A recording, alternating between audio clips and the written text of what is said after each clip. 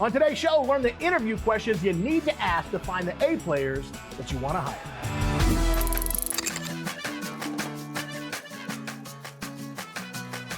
Now, today we have Drew Cameron and Mr. Gary Elekes back in to follow up on last week's conversation regarding recruiting mistakes. This week, they're going to dive into the interview process and how you should approach it to find the right people for the right positions in your company.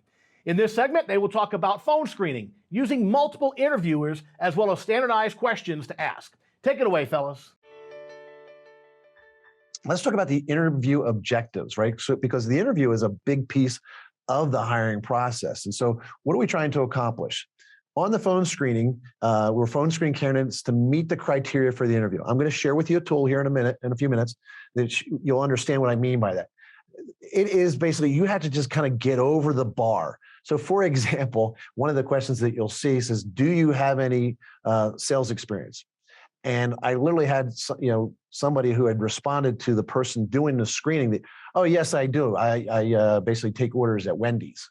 Yeah, that's not sales experience. That's order taking experience. There's a little bit of a difference. And so you'll see when I give you that framework is that people have to go ahead and respond, because I'm not asking the person on the phone screen to kind of make a whole bunch of deep introspective decisions as to whether or not they're going to put somebody onto my calendar for a phone interview. So you have to decide what that looks like for you as to what is, are you willing to work on a performance-based compensation plan? No, I want a salary.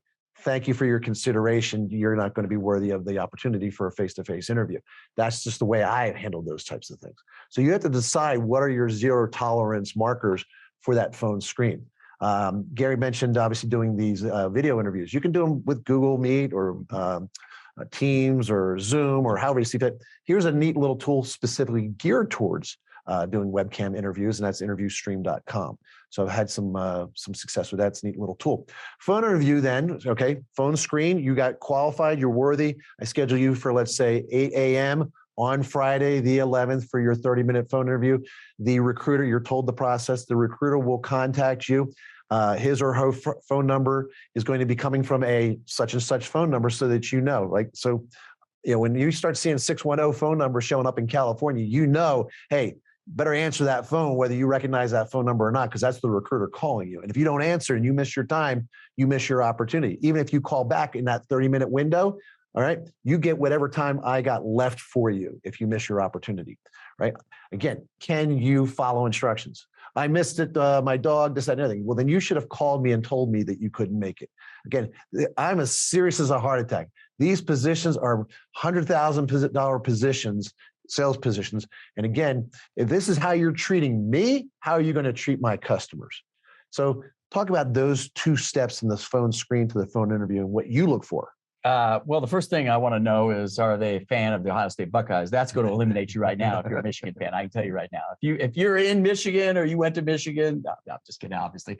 So I think the idea of setting up hard and fast, this is a gate, and what do you need as a company to come through that gate? Right. I think you have to decide what those questions look like, and you have to have them. And I don't think it's a time, we're not going to play games with that. Yeah. Like our filtering system, again, you've got a bunch of people that are going to be doing this. So right. You have to sort of have a system that is for you, not for the candidate. Yeah. I hate to say it that way, but that's kind of the hard and cold fact, is that, so if you got 200 phone screenings to do, you can't be goofing around. And so you need that. And then I think the second part of that process is you need a system to be able to say, this person doesn't make it through the gate. And so that system tells you what that data point is, not necessarily how I feel about it. So they may show up and go, oh, hey, I love Ohio State. And so Gary feels emotionally really connected to that. That's going to fail you as a system. Yeah. So that person may not be the right individual. So hard and fast questions, create those gates, and then make sure that you stay rigid relative to your system.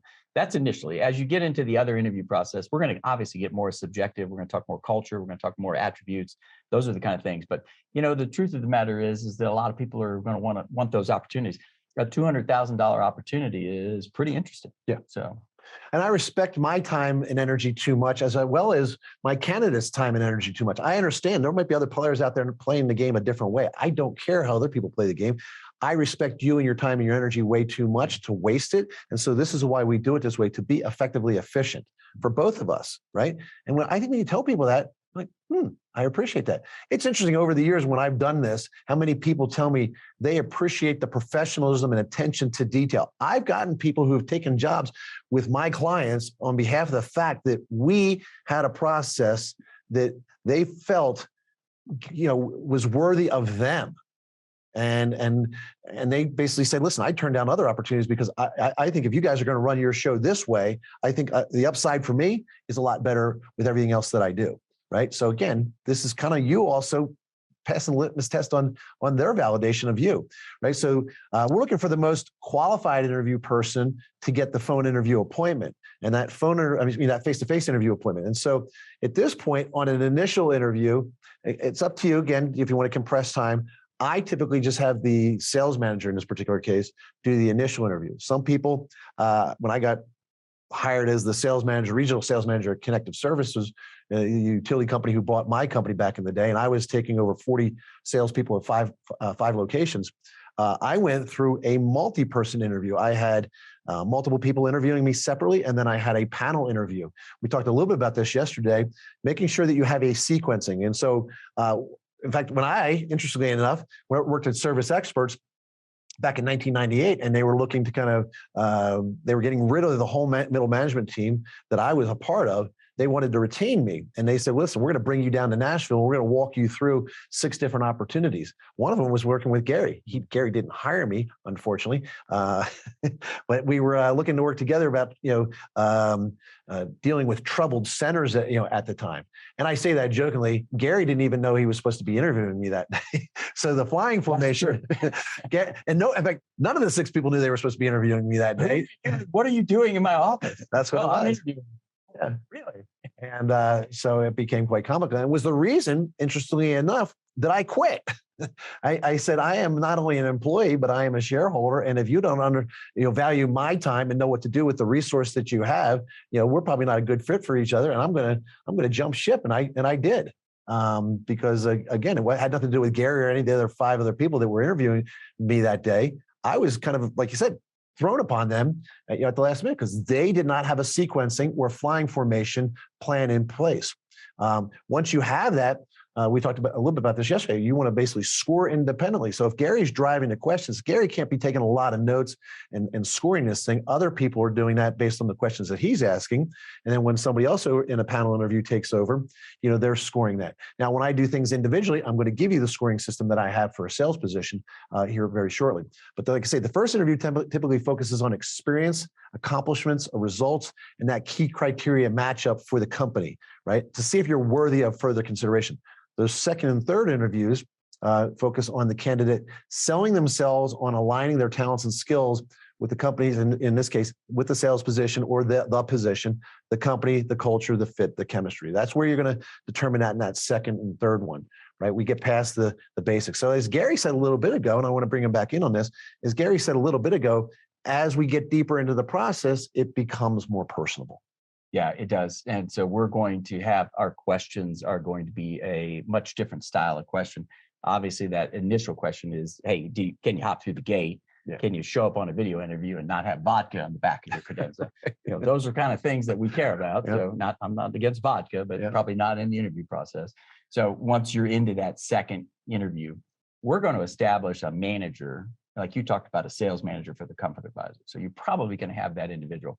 But our history has proven that the individual manager may not be as professional as an interviewer as you are. Like you've got this deep, long experience. You've got all kinds of success patterns. So if I've got a sales manager and my sales manager is not you, right? Okay. The problem with that is, the bias gets in the way. So we personally have decided that we're going to pair a second manager into the interview process. Okay. And we only do that as a check and balance against ourselves. Yep. Like Gary sees them and they're like Ohio State fans. And so he thinks, great, we're going to hire them because they're Buckeye fans. Okay, great. That's a personal bias. So that other manager is there to basically check me to make sure that if this individual is going to pass through the second interview process or the third interview process, depending on which position you're talking about, that both managers understand the key objectives of this position, what we needed to have done in the company. So if we're talking about a service manager and we're talking about leading service technicians, they've got to be skilled at being able to train, educate, develop technical training. They've got to be competent. They've got to be reliable. They've got to have a good culture. So there's all these attributes that we're looking for. A individual manager might make the decision to hire somebody because we need the body. And the two managers together rarely make that particular mistake. It is an added layer of time constraint. I will tell you, though, that we're pretty good at hiring. So we've experienced a lot of failure. And so that's just one of those things we've added to our element. That's personal experience. This isn't necessarily something that you're going to read on RH&R or, some of the human resources type places that you might find best practices. This is just a plain and simple. I've skinned my knees enough times that, hey, we got to figure something else out. Right. We've made a poor decision. And when we do the postmortem on a poor decision, we ask the question, why? And the answer is, well, gosh, it was a little bit of a bias. Okay. So the third interview, and in our case, sometimes the fourth interview, is very much a culture. It has nothing to do with job technical skills. Like if the service manager or the sales manager, or in this case, we're talking about a comfort advisor, if they've proven that they've got some of the skill sets that we like, and they've got some of the ideas that we like, we're going to interview them for, are you going to be a good cultural fit for the organization? Because if I hire somebody that's not a cultural fit, that tends to end up creating problems down the road. While the performance might be there for a period of time, eventually that creates catastrophic problems. And so, we end up with a cancer inside of the organization. And we've done that. And so we've learned that, okay, the culture interview might be the most important interview. So it is another layer. Yeah. And it does slow us down. Yeah. But I will tell you, for any manager position or any position where there's going to be interface amongst the internal teams and you're leading other individuals, that's our step. We add that extra step. And so I wouldn't say that to be true for a CSR, a dispatcher, or even a basic service technician or plumbing technician. We're probably not going to be quite as rigid on that third and fourth interview. Yeah. But for manager positions, I just want to be clear, we're differentiating in the org chart. Yeah. Those kinds of things are good elements to have because they're part of a management team. Yeah. And we need them to function. Yeah. So basically what you're hearing is the higher up the chain of command you go, the more responsibility that you have for people in your charge, yes. Right? The more detailed, the more layers to this process that there are, the more people are probably going to be involved in this process. I want to come back to that because I want to go back to Brian's question, right? If I'm hiring, let's say, just I want to say just a runner, but if I'm hiring a runner, okay, probably a few layers, quicker, more time compressed, right? Phone interview, video interview, manager interview. Yeah. And pretty much a decision can be made. Yeah. Now, I do want to also, kind of take get your take on this because you work with all sizes of companies. You've been doing this a long time, as a consultant coach longer than I probably have. I've been only doing it since '99. You were doing it. That's how I met you at Service Experts. Sadly, I was doing it in the 80s. Yeah. So you've seen all types and shapes and sizes. I know we have all sizes of shapes and sizes of companies on here doing, one discipline and multiple disciplines. And maybe in some of the people that are watching this, it's maybe just a husband and wife saying, okay, we're just a husband or just the wife or single person here doing this on their own. And so if you don't have somebody else to run things by, and you're basically building your team from you and two other people to like the third, the fourth, the fifth person. Yep. How do you handle some of this stuff when you don't have multiple layers and other people to kind of run these things by? I think you go to the site and you pull off the tools and you leverage the templates and the information that's available to you. We've already made a lot of these errors. Yeah. Like we've created a lot of the tools out of the pain points, and so I think that's the first step is to leverage the site, leverage the tools. Honestly, send and ask the expert and ask that question. Hey, I'm a smaller organization. I'm a 3 or 4 man shop, or I've got 2 service techs in one crew. Maybe it's me and my wife, or me and my husband. And so, what would you recommend? And the answer is, we'll come back and we'll suggest some resources.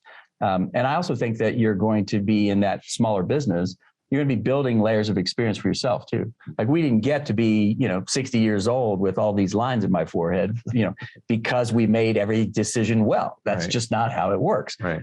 So a lot of the success patterns that we've developed came from the failures and the postmortems, the autopsies. So we'll help you. That's our job. That's what we love doing. That's personally, that's my mission in life, is to help other people figure out how to be better at what they do, but reach their potential. So that kind of stuff is exciting. So in addition to the tool, then I think you also have to take some risks. Like I think you just have to say, well, I'm going to need to hire this person. So this particular position needs to be hired. So you're not going to do it perfectly the first time, but you should also do what you discussed, which is journal out what you learned from that experience. And so I think too many people don't do that. They're not really constructively reviewing their own processes and what they could have learned once they've experienced it. And so that's a great discipline. I've heard countless successful people, start with Napoleon Hill, go through Tony Robbins. We were talking about Mark Madison yesterday. Just the smartest people around journal what they learned and they remember that. And so I think it's okay to make mistakes. I think you should expect that you're going to probably do some things that aren't perfect. It's only really an error or a mistake if you repeat it. Yeah. It's tuition and learning, and I think that's the way you have to approach the mindset. Yeah, no, good stuff. And that's the other thing. I mean, you can also get to a place where you've taken it so far. So in this particular case, this isn't a commercial per se, but again, you might say, okay, I whittled it down. I got 2 candidates left. I got 2 salespeople. Drew, would you phone interview them? Okay. Yes, I will, not free of charge. Okay. There is a small fee to do that. But again, if it gets you a $1 million salesperson, is investing $500 or $1,000 to get some phone interviews done, worth it. Or Zoom interviews, I would typically do, because if I'm going to do that, I'm going to spend 60 to 90 minutes doing an interview, a very detailed interview, and kind of tell you what I see. And I don't want any of your bias that you got through your interview process. Certainly want to review the resume and the application and any assessments that you got, and then I'll make my own judgment. But then I can kind of give you feedback that way. And it's probably better to invest that $500 to $1,000 to avoid, like we talked about, a $10,000 or $20,000 or $100,000 mistake, in the long run. So that's an option for you as well. I'd love to just dive in on one little topic there. That's a business topic that attaches to, I'm going to hire Drew Cameron. Right, because Drew Cameron knows what he's doing and he's had experience. And so what I want you to do, and the same thing if you hire me, is I want you to create a hiring process document on your cloud. I want you to take what you learned from Drew Cameron's process. Like I've done probably 20 interviews of CPAs and accountants for different clients over the years, because they don't necessarily know the questions to ask a formal CPA or a tax accountant or an estate accountant, succession planning. They don't have the background. Right. Like I'm a small business owner. I didn't come through that education system. I don't have that. I'm paying Gary to do that. So I always ask them, take notes, write down the process, watch the model, understand that, put that in a document, get that on your cloud. If you're not on the cloud, get on the cloud, folks, okay? And put that tool in play so that as your company grows and prospers, you can go back to that and you have a system now that has your DNA and paw prints all over it, which is going to be pretty good. So anyway, just some unsolicited advice. Make it or leave it. I've had a lot of clients over the years be blown away by the process that I have and the results that we get through that process. It's literally why I have a 97% success rate in hiring people, for my clients, as well as even all the way back to my days at Cameron and Sons. You're going to see a slide at the end of the day that summarizes this entirely, because that's what Gary's about. That's what I'm about. We're about the end game in all of this. So in this particular case, what are we talking about? Standardized set of questions. We said that's part of what we wanted to teach you today. We gave you the framework of the process. We talked about the mistakes yesterday. We talked about this, some of the trade secrets to play off of those mistakes. I gave you the framework of the process, but now I want to give you the tools. I want to kind of really dive into the nuts and bolts of this. But what are we talking about here? Open-ended and targeted questions versus closed-end questions. I don't want to talk down to you or be condescending at all, but I know there's some people here, because I get people who come through the classes that don't know the difference between these types of questions. An open-ended question, let's start with a closed-ended. A closed-ended question is a yes or no question or only get you a data point or a fact. Like if I were to ask you your name, you're going to give me your name. That is not an open-ended question. That is a closed-end question. I learned nothing about you, right? An open-ended question would be more along the lines of, how do you feel about the current state of the economy and what's going on with inflation, right? That's a wide berth. That gives you the opportunity to either just respond in a very shallow fashion or be very introspective and detailed and very thought-provoking with your response. A targeted question would be, once I get a data point, whether it be coming from your closed-end question or your open-ended question, and I'll play off of both of those. A targeted question plays off of that. So if you were to basically say, ask my son his name, he's going to say, Tyler, Evan, Andrew, Cameron, and then you might say, okay, that's a closed-ended question. Okay, but a targeted question would be, which also now becomes an open-ended question, says, well, Tyler, how did you get your name? And why do you have 3 names plus the last name? And now that gives Tyler an opportunity to tell you that his first name came from the fact that mom and dad always wanted a Tyler. Evan is Scottish for John, which is my dad and my ex-wife's now, father's name. And then Andrew, I didn't want to take away the ability, if it was going to be my only son, the ability for my son to be known as Drew, if that's what he so chose. So, and that was something that somebody had advised me on. I was like, well, okay, it's out there. And of course, Cameron's the last name, right? See, it gave an opportunity based off of that. Open-ended question, a targeted question on the open-ended question that I asked about how do you feel about the economy and the state of inflation? You're going to say something and think, well, 7% inflation is a 40-year high. And I say, yeah, 7% inflation, is a 40-year high. But what do you think inflation should be, and why do you think it should be that? Right? Because you responded something. Now you gave me a data point to play off of, and so that's what a targeted question is all about. So that's the framework that we use in the way of the tools. What are the topics? And the topics are personal, education, and people don't think they can go personal, but you certainly can. Anything that they walk into is now fair game, right? And we'll come back to Gary on that in a minute. Education, experience, results or achievements that you've gotten, scenarios, creativity, and thought-provoking questions, right? And what am I talking about creativity? LinkedIn for the last 3 years has basically said that the number one trait that most employers are seeking is creativity. The person who's going to take initiative or be innovative and think outside the box or just think differently and challenge precepts and concepts within the organizations. What would others say about you? What would others say about the work that you've accomplished? So forth and so on. You can play off of that. And then obviously we talk about core values, culture, chemistry, fit, so forth and so on. Talk to me about your thoughts about that, and we'll come back to the tools. Yeah, so love the open-ended questions. That gives us a broad range of information, and we don't know where that individual is going to take us. Mm-hmm. But tied to your ideas there, education, experience, results, et cetera, the most important thing that an interviewer needs to do is listen. And so listening with intent is about then formulating those targeted questions. So when we start targeting, that's when we start discovering. Those are also called discovery questions. We call them targeted questions, but discovery is the purpose of that. And what it does is that's where I start drilling into the facts of who you are, mm-hmm. the data points of who you are, the data points of how you see the world, whether or not you're going to be a fit organizationally. That can be skill related, that can be culture related, it can be core value related. And so the targeted questions are probably the most important part. Like we can script the open-ended questions. Sure. What you can't script is where that individual takes you. Correct. And so the targeted questions, that's the skill set of the interviewer. That's where you have to have, people that are focused. And so one of the things that we do is we talk about our flying formation. Mm-hmm. Like what's going to happen when we ask this open-ended question? Who's going to drill in? So it's okay for you to ask an open-ended question and then you're responsible for targeting, but you also will check with the group at that point whether or not I have some targeted questions. Yes. I'm not going to interrupt you and jump in.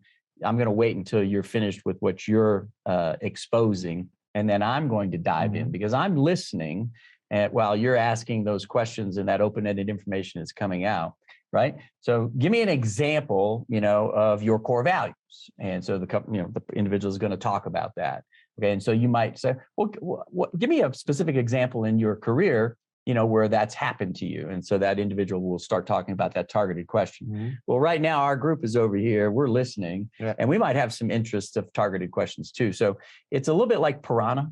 Yes, it is. Yes, it is. And our goal, remember our goal here is to understand the individual, to learn as much as we can about them, their strengths, their warts, if you will, to know as much as we can so that we're buying this individual, basically bringing them into our family, our culture. Mm-hmm. So it's a big deal. Mm-hmm. And so our purpose in targeting those questions and figuring you out is not to necessarily disqualify you, it's to understand you.